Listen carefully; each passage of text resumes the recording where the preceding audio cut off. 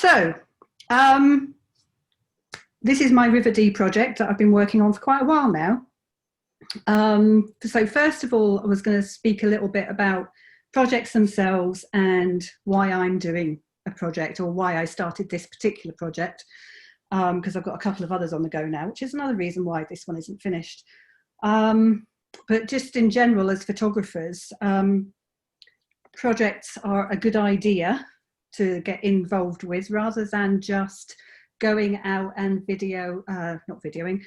photographing just willy-nilly and not really focusing in on anything. A project can give you something to actually work towards.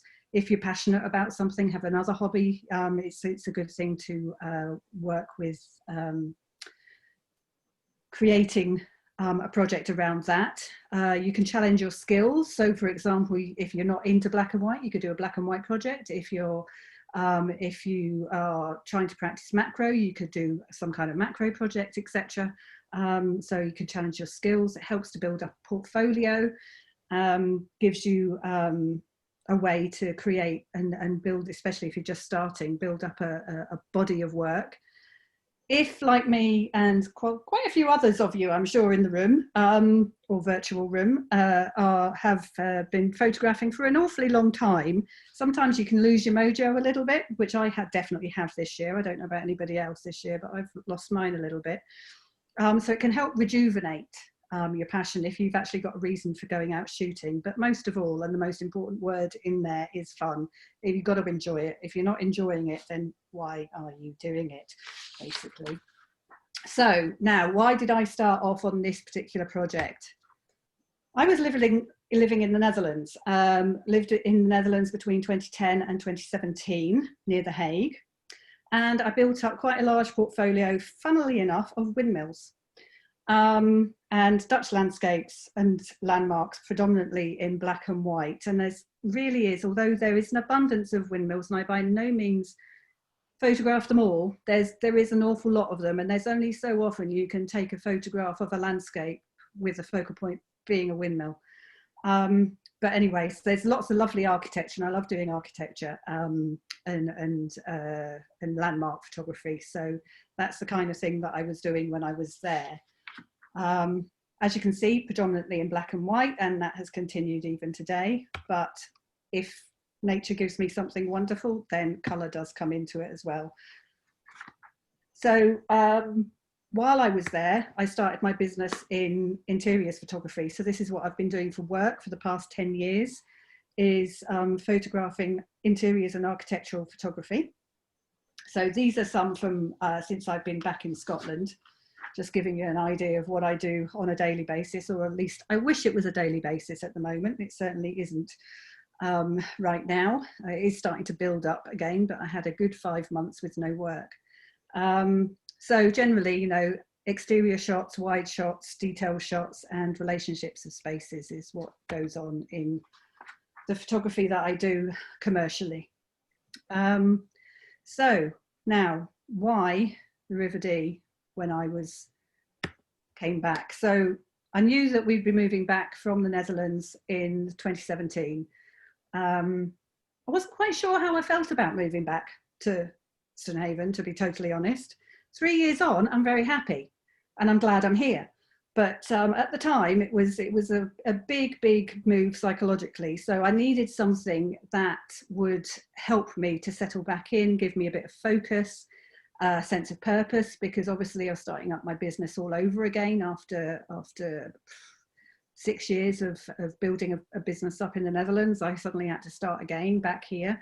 Some of you maybe knew me from before, and I wasn't a photographer when I left in 2003, when we went to live in Singapore. You know, it was something completely new, and I was quite trepidatious about coming back and starting up all over again, being a completely different person than I was when I left. So it helped me to keep my sanity. Now, I had already taken some pictures of the River Dee, mainly near Aberdeen, and of the bridges, because I do have a little bit of a thing about bridges. When we'd been coming back for holidays. And obviously it's easily accessible from Stonehaven to go to all parts of the Dee.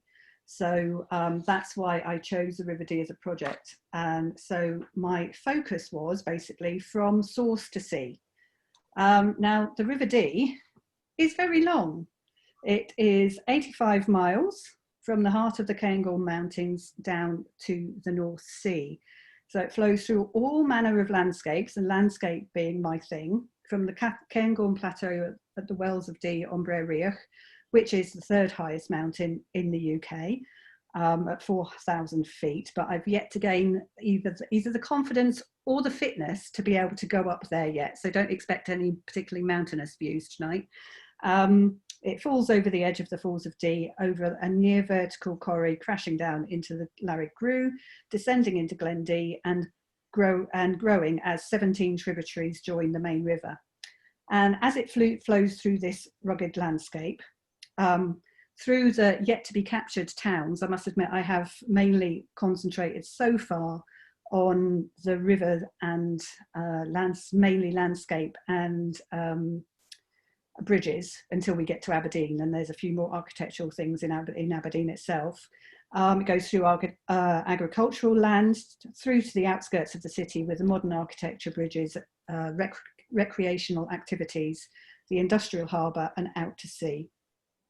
So, like I said before, I have got a bit of a thing about bridges, and there are 24 in total over the Dee, and I hope to photograph them all eventually. I haven't done as many recently. I did do, mind you, having said that, I did do some last Wednesday and I did do some last October. So, but the one I did last Wednesday, I've done before. So, so let's get started on the actual pictures.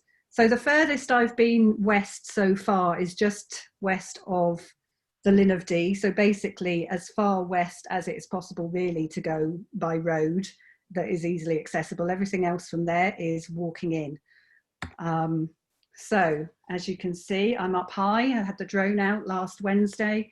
I nipped up there in the reasonable weather that we had last Wednesday, and put the drone up overhead pictures of the river. One of the reasons I actually purchased the drone, as well as thinking it commercially it would help me with my business doing properties, especially rural properties, was the thought that I could get up high without having to climb up the hills. So that was quite good. So this is looking west up Glen Dee, about 1 kilometre upstream from the Linn of Dee. I had a little wander up there last week and was being watched by a very curious bunch of sheep as I put the drone up. Here we go. I've moved the drone over to the north side of the river and looking back down towards, so I'm now looking east down towards the Linn of Dee, which you can see just in the trees there on the left-hand side.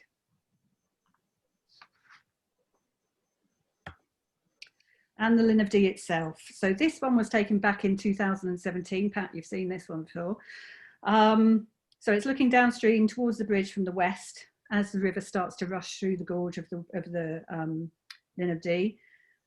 This bridge, and there's a little bit of historical information about the bridges as well, because like I said, I do have a thing about bridges, and I love my history, and my degrees when I did them many years ago were in architectural history and art history. So I have got a bit of thing about facts and figures about things like this, so forgive me. The bridge was opened by Queen Victoria in 1857, and it replaced a wooden bridge of the 1830s, which in turn had replaced a simple plank of wood that went across the gorge.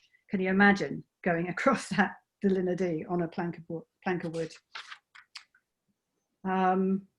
Jumping across to the other side of the gorge there, you can see more of the gorge itself. So I am now looking back towards the bit of rock that I was standing on for the previous photo. This particular one was taken last week. You might be able to see sort of a little bit difference in style, because my style has changed a little bit in the few years that I've been doing this project. So, I do find that my state of mind at the time really does affect the way that the pictures come out. So you'll find that a lot, especially the ones from 2014, 2015 are quite dark. But you'll see that later when I get to the Aberdeen ones. So this is at the opposite bank. And obviously I've not used quite as long a shutter speed on this side. So you've got more of a feeling of the flow of the water. Whereas the other side had very much more of a long exposure on it. And then jumping again, this is back to 2017. I took this particular one. So now I'm down on the other side of the bridge. So the gorge sides are deep and the water rushes at an amazing speed through there. And I tried to capture that even with the long exposures, with the rush of the water going through. It is very treacherous, so it's very slippy rocks. So some people did think I was a bit crazy in my position here, like going down with my tripod and trying to get it to balance, etc. And there are 2 memorialised people on a plaque just next to the bridge, and perhaps that's supposed to be a warning to people. But me being, you know, I'm sure a lot of you as well as photographers, we do silly things to get a photograph. Apparently, Lord Byron almost slipped over the side here, as he was a frequent visitor to Deeside. The whole area now is run by the National Trust for Scotland. It's part of the Mar Lodge estate. Okay, so back to last week and up with the drone again. Where was I standing? I was actually standing when I was taking this. I was over on the other side of the Lynn, on the other side of the bridge. You can walk up just to out of the top of this particular picture. There's a nice kind of car parking area where the estate use. It's gated off, but you can walk up there. So I was taking off and landing up there because there's nobody else goes up there, and it was free of trees, so it was nice and safe for me taking off. So this is looking back west towards and looking down into the gorge there, and because of the colours of the trees at the moment, they've almost got kind of an infrared-y kind of look to them, because they are actually at the moment all yellow. So that enabled me to really make the gorge nice and dark and all the trees around quite light. This is just taking the drone straight up from where I was just before, more or less, and sort of seeing the view, the relationship of the Lynn with looking up Glen Dee, further up to where I was earlier on. So the pictures from the beginning there, the first couple of pictures, you can see there's a track goes up the left-hand side, and then there's a load of trees that are separated from the main forest. Just beyond there was where I was standing to take those other ones. Well, that's where I took off anyway.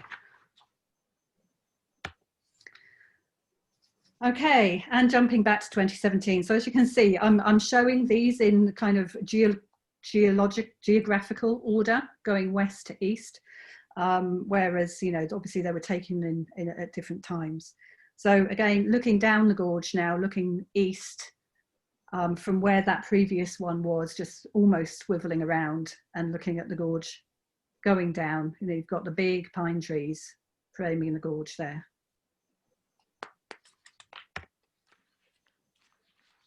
They've actually, I've found, created a nice walk. They've obviously they've put hardcore down to help enable wheelchairs and pushchairs and things to walk further down the river now, more eastwards, which is great. So they've done a little bit of clearing. So I actually followed that path down, and there's some lovely rock formations a little bit further down there where the water was rushing down, and I spent quite a lot of time trying to capture a few images there. So it just kind of gives you an idea of the different kind of levels of the river, different flows of the river, because when we were further up the river it was very smooth and calm, whereas, you know, through the gorge it's rushing. Here, you know, there's a little bit of steps, so it's interesting to see the different changes and the different characteristics of the river as you go down. So there's a couple from this location. So a little bit more detailed shot, looking across to the further bank, seeing the rock formations as well as the rushing river, and then just a water shot. So that one, I mean, I didn't have any filters or anything with me last Wednesday because I went up with the barest camera kit, but because I was concentrating on the drone really. So I managed to get it down to 1/10 of a second with this one, but that was enough.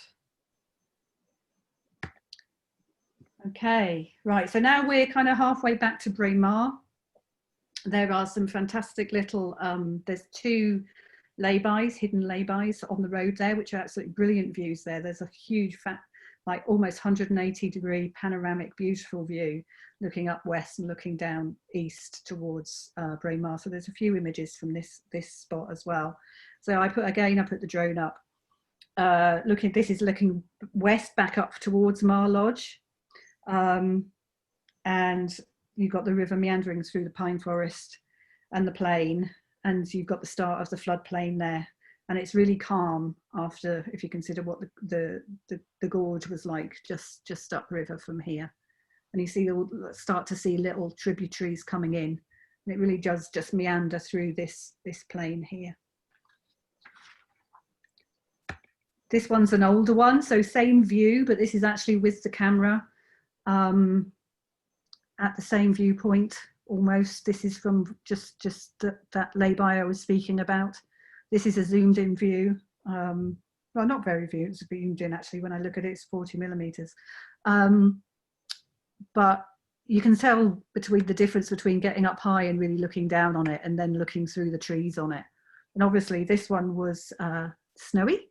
That was in November 2017, so the snow had fallen by then. That year, I headed up there in the snow. There's quite a few pictures from this trip as well. So this is the next one. So now I was looking west. Now I'm looking north, straight ahead, and the next ones are going to be looking east, almost in the same spot, just swinging around. So this is quite an interesting space. I mean, and I entered this one in one of the competitions last year, actually. So I like this because, you know, you've got the echo of the hill and the tree line going down and the river going around that almost island in the middle, and the sweep of it going off to the right hand side echoes the tree line. That really caught me. But this hill is quite interesting when you look at the history of it, because it was here that a ski resort, the Mar Lodge ski resort, was developed in the early 1960s. Apparently there had been some quite harsh winters and there'd been an awful lot of snow. So two Swiss brothers thought, oh, what a great idea. Near Braemar, let's create a new ski resort. So they did that. And then they opened up in 1963 and there was hardly any snow. They'd got snow making facilities, so they tried to make snow, but they had a problem because the water from the springs that they were taking water from kept freezing. So there wasn't snow, but the water was freezing. So they couldn't actually make snow. So after a couple of years, they had really mild winters and it all closed down. That's a little bit of history you maybe didn't know there. Okay, so now I'm pointing east. And with the drone up again, so this was last week, looking east downstream towards Braemar, again through those flood plains, and that's the tributary of the Coich. I'm not quite sure, my pronunciation isn't particularly great. Coich, because there's Glen Coich, which is where the Devil's Punch Bowl is, I think, is just up there to the left, a little way. I quite like this with the small streams coming in from the left-hand side to the main Dee. And the light was doing some quite funny things. So you can see there's some quite harsh shadows of clouds and everything on the hills to the left-hand side there. But when I go and do these things, you know, you're only there for a little time. Generally when I go up there, I don't have the time to sit in one place and wait all day. So I take it as I find it, usually. Okay, so now we have missed out Braemar completely. I apologise. One day I will go up and do Braemar itself, and Braemar Castle is in the plan. It's in the shot list. I just haven't done it yet. Haven't found my ideal spot to stand yet or put the drone up, because to get up on the other side of the river, ideally you want to be able to go up into the Invercold estate, which is private roads, etc. So one day I need to invest some time and go and walk up there. So we're now east of Braemar, and this is the Invercold Bridge, which is the old Bridge of Dee to the east of Braemar on the way to Crathy. The road now travels over the more modern bridge to the west, and especially when you come west to east, you can see it as you drive across that newer bridge. It was This particular bridge was built in 1859 with money provided by Prince Albert after Albert and Victoria had bought Braemar. What's the name of the castle? It's gone out of my head completely because I haven't got it written down. Anyway, Balmoral. Thank you. That's the one. Balmoral. I knew it began with a B, but I'm thinking it's not Braemar Castle because I just mentioned that. It's Balmoral. Replaced a bridge that was part of the old military road of 1753, which had been built after the 45 Jacobite rebellion that ran from Perth to Fort George. So this is actually a Victorian replacement of that original military road bridge. So it's got, you can get right down underneath the arches, which I think is absolutely lovely. And in amongst the cloud there is Loch Nagar. I haven't yet been up there and managed to stop when Loch Nagar has been showing. It's always in the clouds. So one day I will get a shot through this bridge with Loch Nagar. I don't know when that will be. So this little series here of this Invercalled Old River Dee is from October last year, so a year ago. So that's the other side of the bridge, looking back west. Long exposure. Have always had a thing about long exposures as well. Sure. And another one just a little bit further away. I quite like that pool in the foreground there for that one. So, I mean, when I finally do something different with this project, because with projects as well, you kind of got to have an idea of what you want, what the end game is, what it is that you're actually aiming for. For one, complete the river for this one. And for two, am I going to create a book? Am I going to try and get an exhibition? Am I just going to let it languish on my computer forevermore? So, you know, things like this, you to kind of decide which one's going to go in. Not necessarily both of them would end up going in, depending on how many photos the final thing ends up being. Okay, again, this is April 2018. This is a different jaunt up there. I think this day my daughter and I had tickets to go to Balmoral and do a walk with the ranger around the grounds and everything, but she wasn't having a great day, so we were halfway there and she said, "Mum, I really don't want to be around other people. I can't cope with that. Can we do something else, please?" And by the time we got up there, it started snowing anyway, so I had the kit in the car, so I was like, right, let's just do a river walk then. So this one is a result from that. So we found this little fisherman's hut on the edge of the river on the Invercalled estate. The Invercalled estate covers around 200 square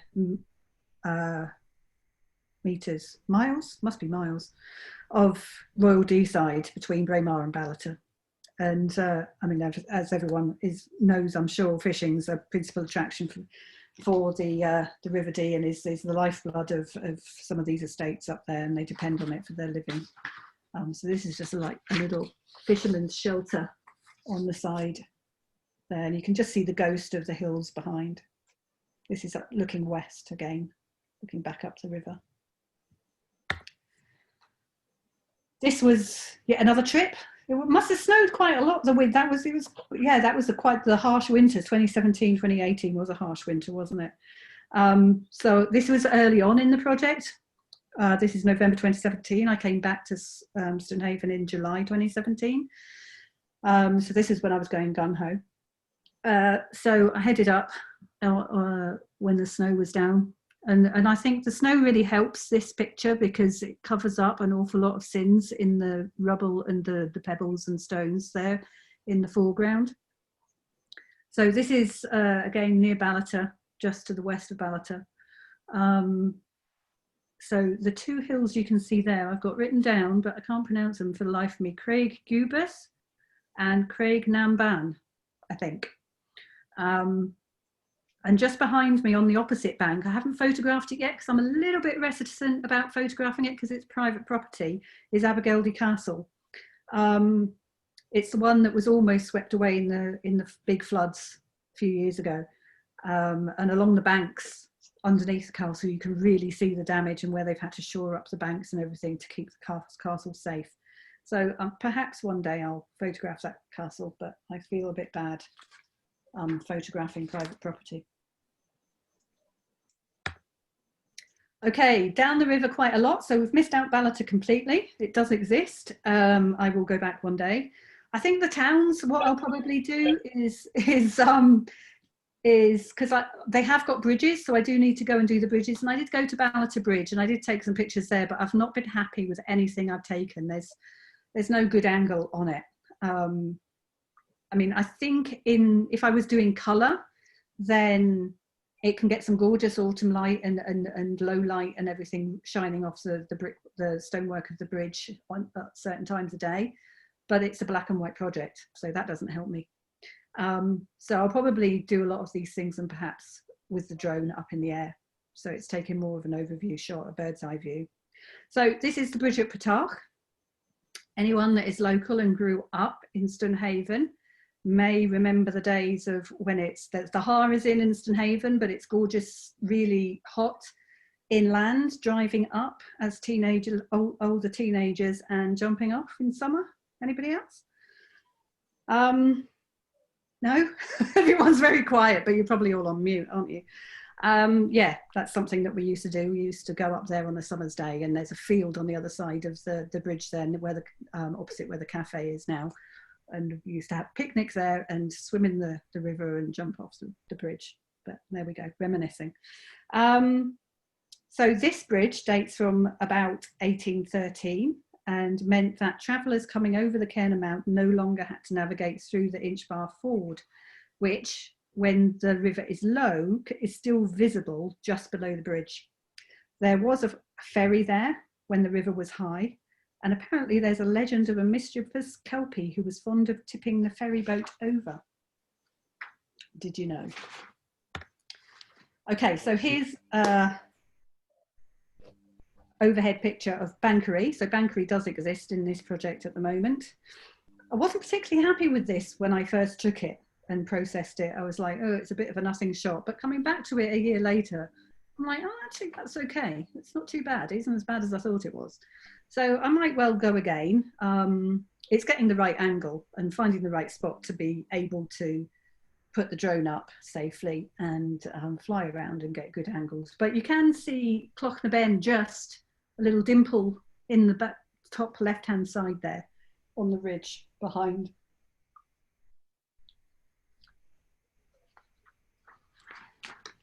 Okay, now we're a lot further down the river now. We're now at Cults. So this is St Devenick's Bridge, the Shackenbrig at Cults, which again, the Victorians just were prolific bridge builders. It was actually built by Reverend George Morrison to replace a previous ferry method of conveying his worshippers from North Cults to the Free Church at Banchory Devenick. And a causeway to the bridge was swept away, and since then it has stood derelict and it's become progressively more dilapidated. So you can see the lovely, and if you go and see this bridge, you know, there's some really nice detailing on the uprights there. But from above there was a drone. So the first one there was with the camera. This one's with the drone up above on another day.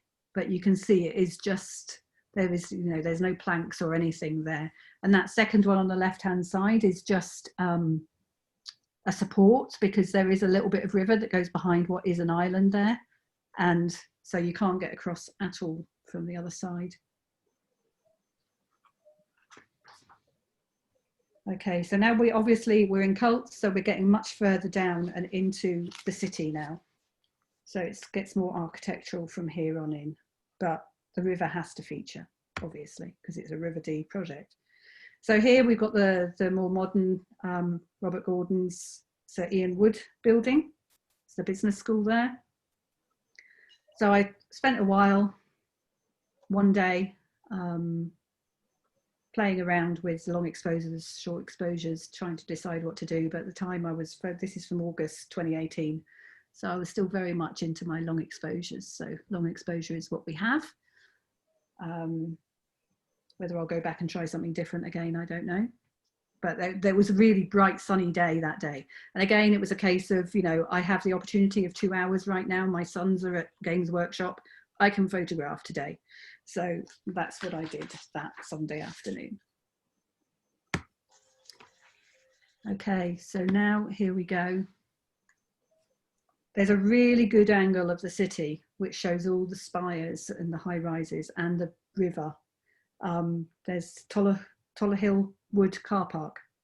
And opposite that, there's a gate into a field. And if you stand just inside the gate, or at least that's where the tripod was, you get a really good view down. And this is zoomed in to get the bridge and some foreshortening to bring everything together.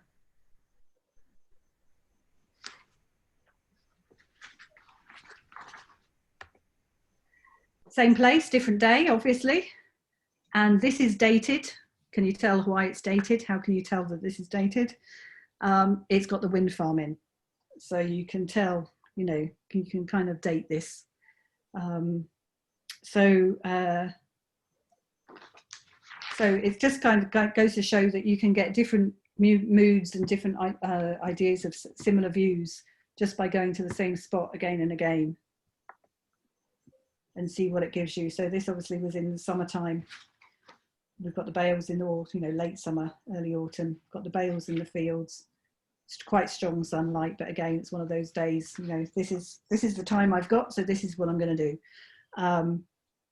You can see the bridge and the river just a little bit in the mid ground on the left-hand side there. You can't see the spires of the churches, etc., quite as well as the previous one, but I wanted to get the wind farm in. And this is a pano shot. This is 9 vertical images merged in Lightroom's pano function.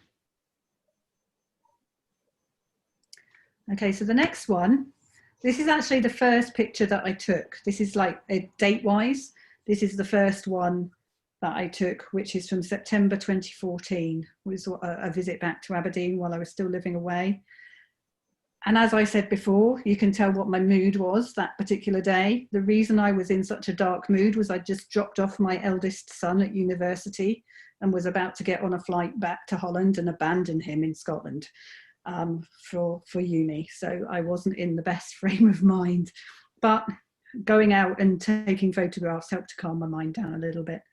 As I said, one of the first pictures and one of the ones I thought, oh, I've still got some pictures. I've got some pictures of bridges on the River Dee. That might actually be the start of something when I was thinking about what I could take pictures of when I came back.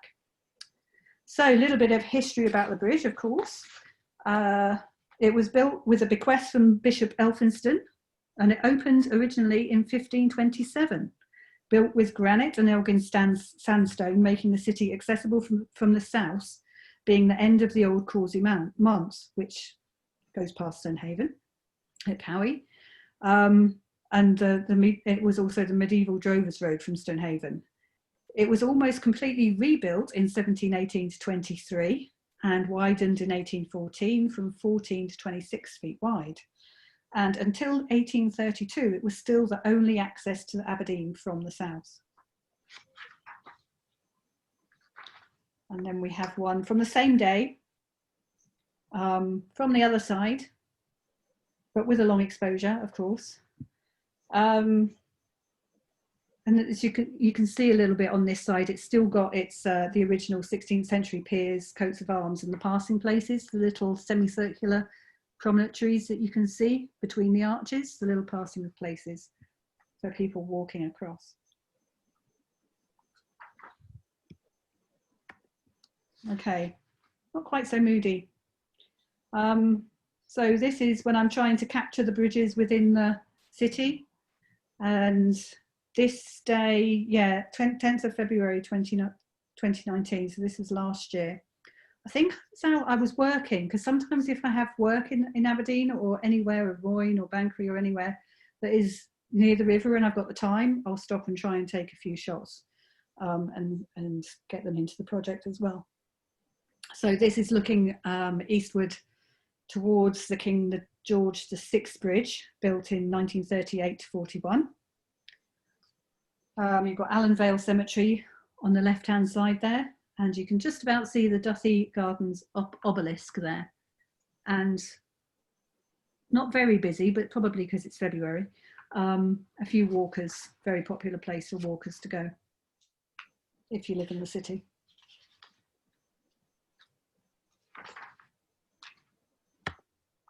Okay, so this is taken only 7 days before the last one.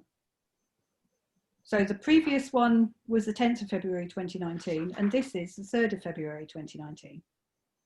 What a difference a week makes. So obviously this is, you know, taking a view of the obelisk. Again, it's the McGregor obelisk in the Duthie Park, which was originally placed in the forecourt of Marshall College. It was moved to the Duthie Park in 1905 when the college was extended. It was built in honour of the memory of Sir James McGregor, the Director General of the Army Medical Department for 36 years, and then the Lord Rector of Marshall College. So this is when we had that really cold snap at the beginning of last year, and you've got the ice floating downstream. And then same day, the railway viaduct. And at this point it had started to snow. So this is, again, is another Sunday afternoon when my twins were at Games Workshop. So I got 2 hours to kill while they're in there. So off I go. And crazy me was out with my camera in the snow. So this is the railway viaduct. So yet another bridge across the Dee. 1850 was when the first railway train from the Caledonian Railway crossed the River Dee via the railway viaduct from the south and stopped at Ferry Hill Station, which was at that point in time when it was first built where the line terminated.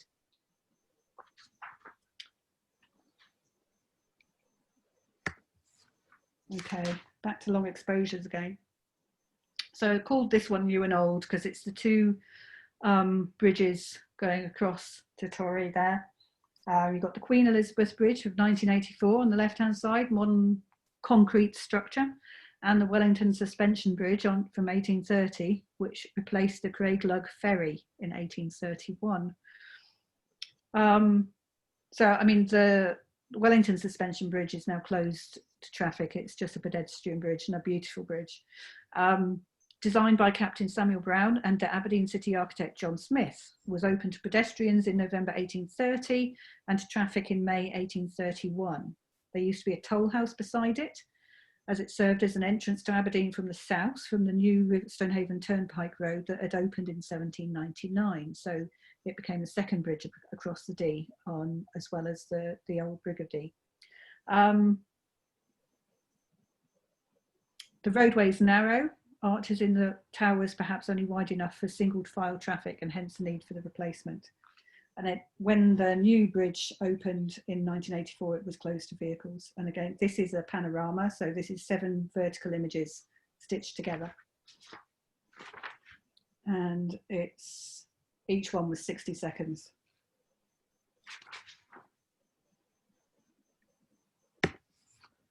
And then concentrating just on the Queen Elizabeth Bridge. Fairly typical 3-span concrete bridge of the period in the 1980s. Mind you, sort of say 1980s, but yeah, that is historical now, isn't it? Which is quite sad. With 2 piers set in the river and supporting a very shallow arch concrete beam. 2 side spans being half arches, deepest part being over the pier. Carries full dual carriageway and pavements over the river.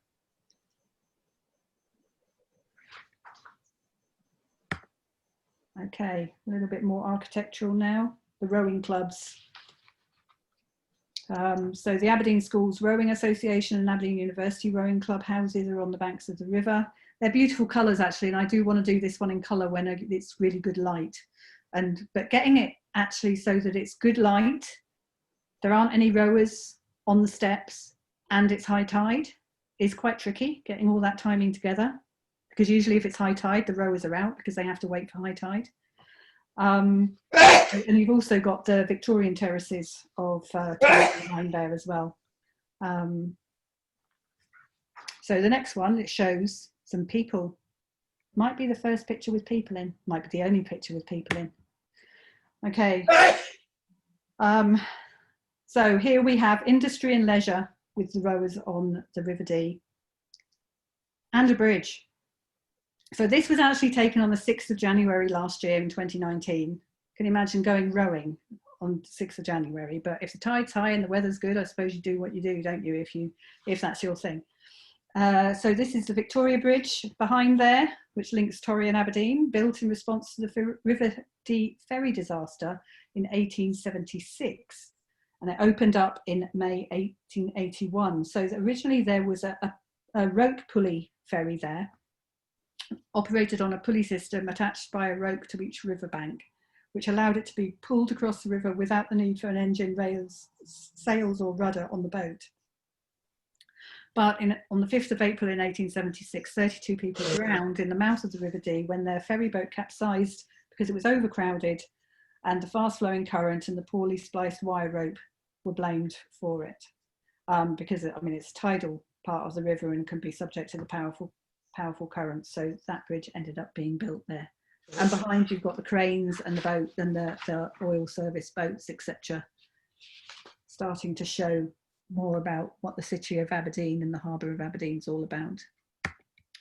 So the next one is the harbour. This is, I'm now down, or rather up, halfway up the Grey Hope Road, up towards the Balnagas Golf Course there, looking back across the harbour. This one was taken in January 2018. So there's a few from this day that I was out shooting. And as you can maybe tell, skies were still a big thing in my photography. This is only 6 months after I've come back from the Netherlands. And as I said before, in the Netherlands, you know, is the flatlands, and landscape is flat. So it's kind of all about the skies. So I used to use quite a lot of sky in my landscapes. It became, you know, a feature of them.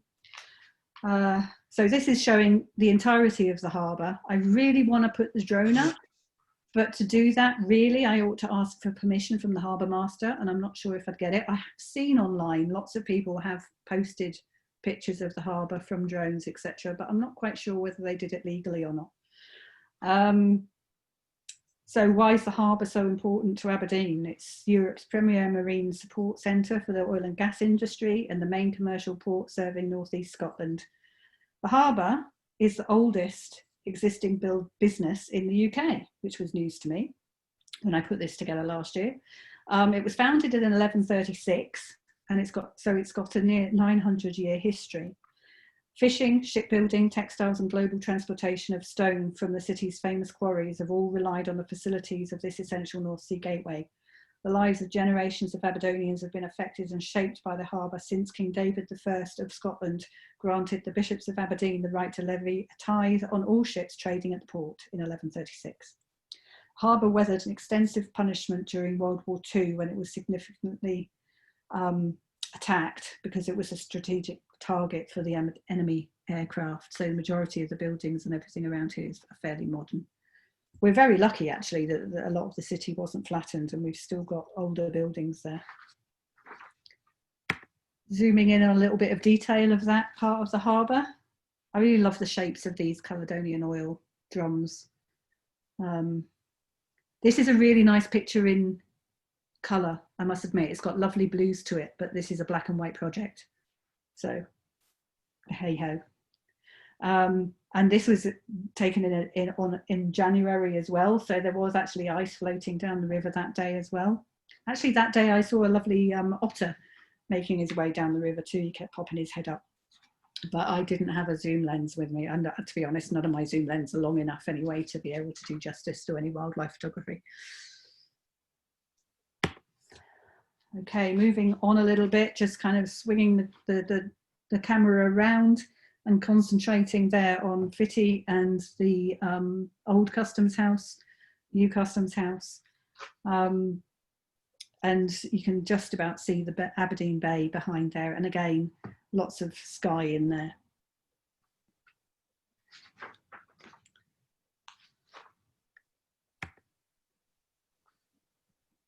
Almost the same view, just slightly different. Can't quite sure why I've put both of these in. I think because this one you can see the bay behind, this one's lower down, so it's more looking directly across. You can see more features of Fitty there and the old cottages. And then you've also, actually it is a completely different angle, isn't it? I've kind of gone back down the hill a little bit, and I think I'm standing on one of the little beachy parts and looking back across. So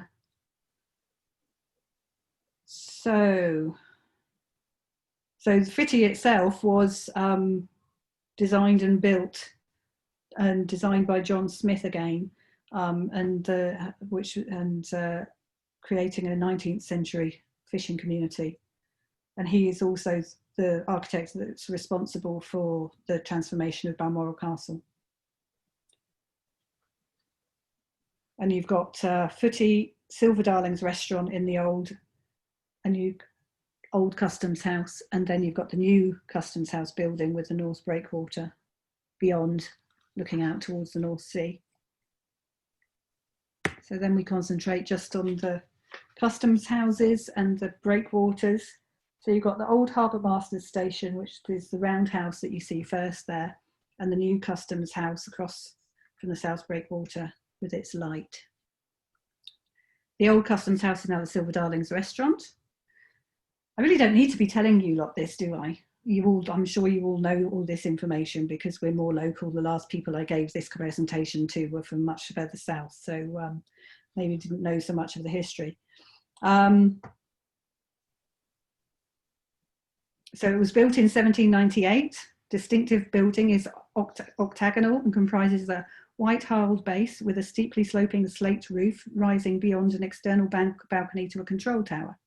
Small extension projects on stilts from the front of the building to overlook the water, and the harbour traffic was originally controlled by a signal involving 3 black balls mounted on the mast on the roof. In 1966, this signal was removed when the roof was raised to incorporate a new control tower, and in 1974, a sweeping radar antenna was placed on the roof to monitor ship movements.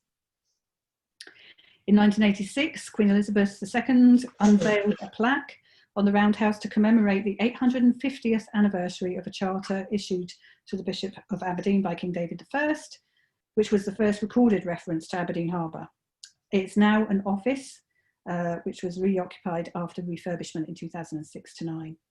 The new Marine Operations Centre at Port Key was designed around the style of a traditional lighthouse and is situated at the inward end of the North Pier to allow vessel traffic services staff visibility over all 3 arms of the harbour as well as the entrance. It was built at a cost of £4.5 million and it entered service in 2006. Okay, we're nearing the end now, guys, you'll be glad to know. Okay. The Southern Breakwater.